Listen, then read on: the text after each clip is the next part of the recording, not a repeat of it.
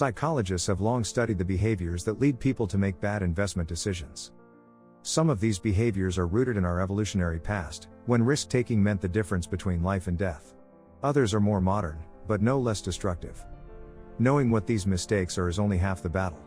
The other half is knowing how to avoid them. Here are 7 psychological traps that every investor must be aware of, along with some tricks on how to avoid them. Trick number 1, risk only what you can afford to lose. No one likes to lose money, but it's important to remember that risk is a necessary part of investing. The more risk you take, the higher your potential reward will be. The key is to manage your own emotions and expectations so that you don't risk too much of your money on any single investment. Before making any investment, be sure to carefully consider how much you can afford to lose. It's important to understand that risk and reward are inversely correlated. If you want to maximize your potential for a big gain, you have to be willing to accept a higher risk of experiencing a big loss. Keep in mind that investing is a long-term process, and you should never invest money that you may need within the next 5 to 10 years. If you have longer than that, you can afford to take on more risk and benefit from the higher potential rewards. While the potential for loss may seem daunting, there are ways to minimize your risk. By diversifying your investment portfolio, you can reduce your exposure to any one particular asset. This will help to protect you in the event that one investment does not perform as well as expected. Another way to reduce your risk is to invest for the long term. Over time, the market has a tendency to rebound from dips and corrections. By holding onto your investments for the long haul, you give yourself a better chance of weathering any short-term volatility. There are many different kinds of investments to choose from, each with its own level of risk. Knowing how to manage risk is essential to successful investing. The first step is to understand the level of risk involved in each investment you are considering. After that, you can decide how much of your portfolio to devote to that type of investment. Remember, the more diverse your investments are, the lower your overall risk will be.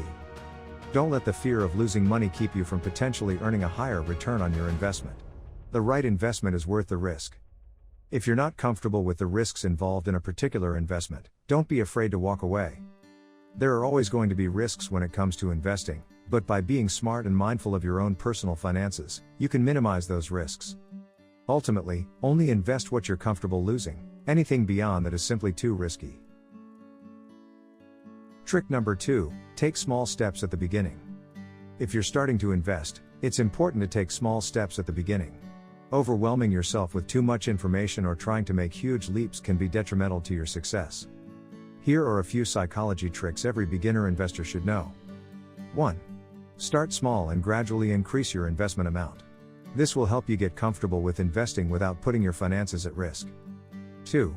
Set realistic goals for yourself. Trying to make too much money too quickly is a recipe for disaster. 3.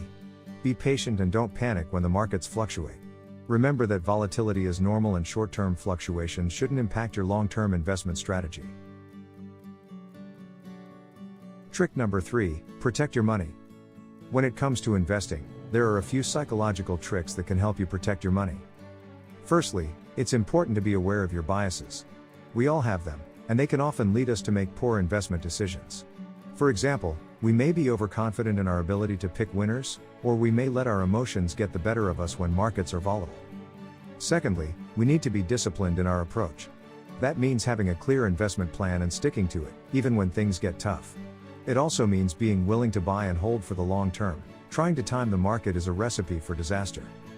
Finally, we need to keep our egos in check. Be humble about your investment decisions and always remember that there's a chance you could lose money. Trick number 4, control greed. In a world where people are driven by the almighty dollar, it's easy to get caught up in the greed trap. But as an investor, you must keep your emotions in check and focus on the long-term goal.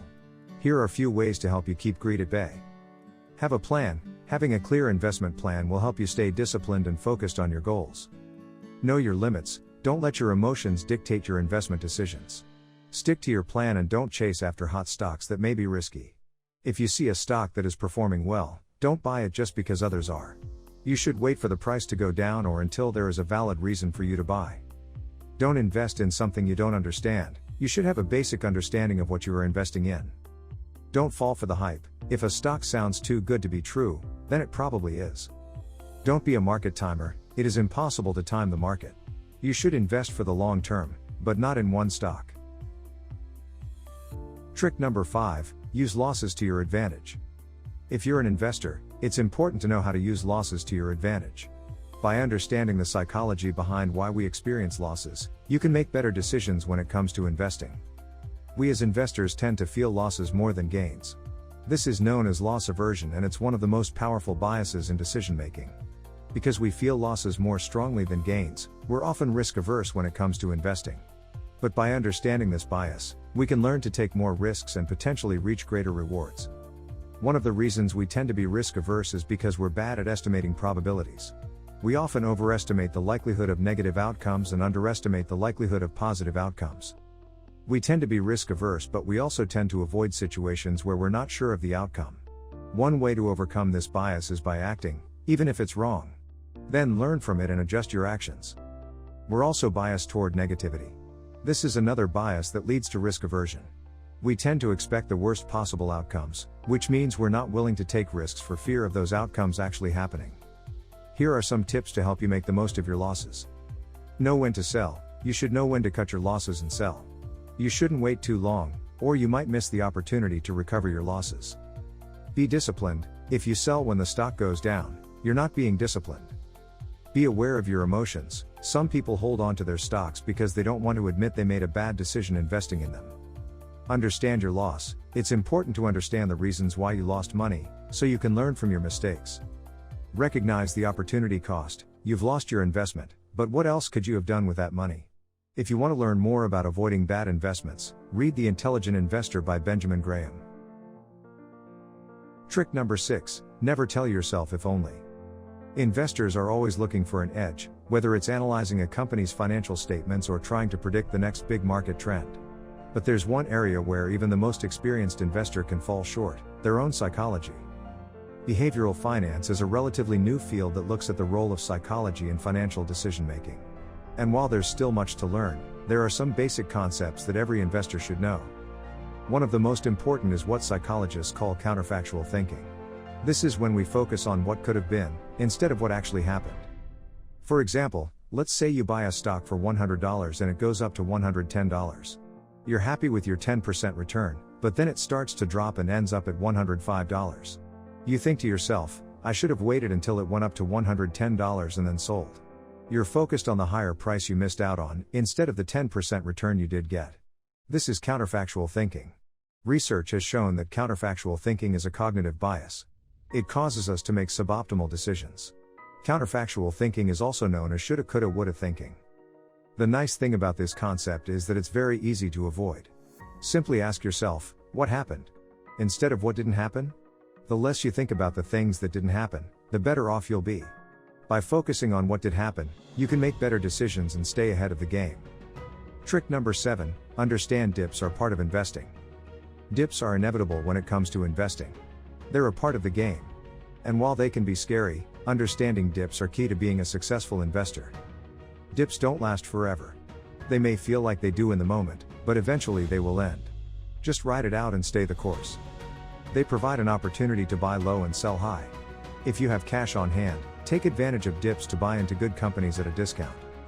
So, don't panic. It's easy to get caught up in the emotion of a dip, but try to remain calm and rational. This is where having a plan comes in handy. Stick to your plan and don't let emotions dictate your decisions. Psychological tricks are important for every investor to know in order to be successful. By understanding and utilizing these tricks, investors can make better decisions, avoid mistakes, and improve their overall performance. As with all things finance, becoming a better investor takes time and effort. This video discussed psychological tricks that can be used to improve investor decision making, control emotions, and remove biases. By knowing about these tricks, investors will be able to make better decisions and improve their performance.